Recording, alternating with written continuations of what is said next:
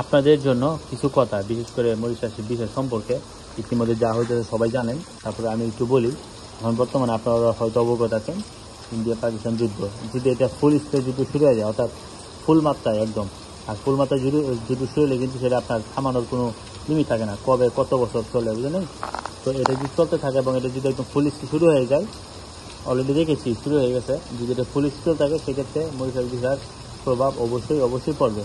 কারণ একটার সাথে একটা কানেকশন, যেমন হচ্ছে ইন্ডিয়া কূটনৈতিকভাবে পাকিস্তানকে চাপে রাখার চেষ্টা করতে, সব দেশে তাদের পক্ষে বা নেওয়ার এই জায়গা, হ্যাঁ, যেগুলো বড় বড় দেশ জিজ্ঞেস করতে থাকে, যেগুলো ছোটো ছোটো দেশ তাদের কথা শুনতো, যেমন মালদ্বীপ, শ্রীলঙ্কা, হ্যাঁ, মরিশাস, তারপরে আপনার কী বলা হয় যে আপনার মাদাগাস্কার, এগুলো ইন্ডিয়ার মহাসাগরের আশেপাশে, বুঝছেন, এই দেশগুলো। তারপরে মোজাম্বিক, এগুলো কিন্তু ইন্ডিয়ার যে সাগরের সীমার লগে তাদের কানেকশন আসছে।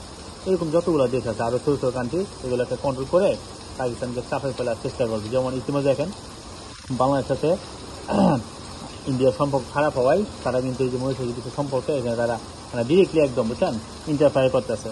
ঠিক এরকমও, কারণ পাকিস্তানকেও মনে করেন যে হ্যাঁ চাপে রাখার জন্য যা করে নেওয়া হয়। পাকিস্তানের সাথে আপনার যুদ্ধ হওয়া মানে বাংলাদেশের সীমানা, যেমন আপনার শিলিগুড়ি, তারপরে হচ্ছে আপনার 7 সিস্টার, এখানে কিছু হতে পারে, এমনকি বাংলাদেশের নিয়ে তারা প্রোপাগান্ডা চালাইতেছে। আর মানে অনেক কিছু নিয়ে বাংলাদেশের প্রোটেস্ট হচ্ছে ইন্ডিয়ার বিরুদ্ধে, এটা চালাইতেছে যে এটা হ্যাঁ পাকিস্তানের পক্ষে সাপোর্ট দেওয়া, এরকম নানান ধরনের, বুঝলেন, অনেক কিছু হইতেছে। কয়েকদিন আগে ডক্টর ইন্দি বলছে যে আমাদের যুদ্ধের প্রস্তুতি না নিয়ে রাখা আত্মঘাতিক ভুল হবে। তো অবশ্যই রাখতে হবে, এর কারণও আছে। কারণ আপনার ওই শিলিগুড়ি, তারপর 7 সিস্টার, যখন আপনার পাকিস্তানের যুদ্ধ হবে তখন ওখানে কিন্তু ভারতকে আপনার কাউন্টার দেওয়ার জন্য আপনার যে চীন, তাদের যে মিলিটারি অ্যাক্টিভিটি সেটা একটু হলেও তারা না আসা দিবে। আর তখন ভারত চাইবে ওই 7 সিস্টার যাওয়ার জন্য বা ওখানে অস্ত্র টস্ত্র ভারী যানবাহন পাঠানোর জন্য অবশ্যই বাংলাদেশ সীমানা ব্যবহার করতে হবে। বাংলাদেশ সীমানা ব্যবহার না করতে দিলে তাদের যত পাওয়ার বেশি তারা জোর করবে, তখন কিছু একটা হতে পারে। তো এটাকে কেন্দ্র করে আরও অনেক ব্যাপার সেবার, যারা আপনার ট্যাঙ্কিং আছে, যারা এগুলো নিয়ে ভাবনা করে রিসার্চ করে, হ্যাঁ, তো এদের এই কথাগুলো নিয়ে ইন্ডিয়া প্রচুর মনে করেন যে আপনার গুজব বা প্রবণতা ছড়াই যাচ্ছে, আরও অনেক ব্যাপার সেবার। তো যদি এই ইন্ডিয়া পাকিস্তানের এই সমস্যাটা যদি আপনার মানে চলতে থাকে, তাহলে আমরাও প্রবাহিত হবে 100%। আমি যে আপনাকে যুক্তি দিলাম, ঠিক আছে, হওয়ার সম্ভাবনা অনেক। অতএব আসলে আমরা যুদ্ধ চাই না, যুদ্ধ কারোর জন্য আসলে মঙ্গল না।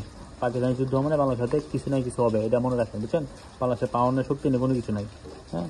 এবং একটা কথা বাস্তব, আমি ওই টিং মানে নিউজ দেখি, তো ওখানে শুনছিলাম যদি পাকিস্তান না থাকে বা ইসলামাবাদ যদি ধ্বংস হয়ে যায়, এরপরে টার্গেট হচ্ছে বাংলাদেশ, হ্যাঁ, 100%। কারণ বাংলাদেশ একদম কমজোর, বুঝছেন, একদম।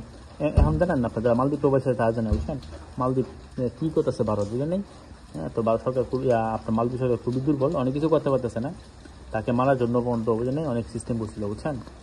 তো এই হলো কথা, হ্যাঁ। তো এখন এই বাংলাদেশের সাথে যদি আপনার ইন্ডিয়া পাকিস্তানের যদি যুদ্ধ হয়, তাহলে বাংলাদেশের সাথেও এরকম কিছু হওয়ার সম্ভাবনা আছে। আর এরকম কিছু হলে কি ভারত আমাদের কিছু দিবে? ভারতের যত পাওয়ার আছে, যত যা আছে, সব রকম চেষ্টা করবে, সব পাওয়ার খাটাবে। কূটনীতি বলেন, যে দেশের শ্রম বাজার মনে করেন যে যায় এখানে, যেমন মালয়েশিয়া আছে, মালদ্বীপ, আরও কয়েকটা দেশ, এগুলোকে বাধা দিবে, বুঝছেন। এই ভিয়েতনামে কিন্তু ওদের খুব পাওয়ার আছে ভারতের। এরকম অনেক আফ্রিকান অনেক দেশ আছে, এটা অবশ্যই বাধা দেওয়ার চেষ্টা করবে। ঠিক মরিশাসও তাদের কন্ট্রোলে, এদের তো একদম 100% বাধা দিবে, বুঝছেন। তো এই যুদ্ধ আমাদের জন্য কোনো কাম্য না, যুদ্ধ অবশ্যই বন্ধ হওয়া উচিত। যুদ্ধ না হলে অবস্থা খারাপ, বুঝছেন, যুদ্ধ হলে অবস্থা খারাপ। তো দেখা যাক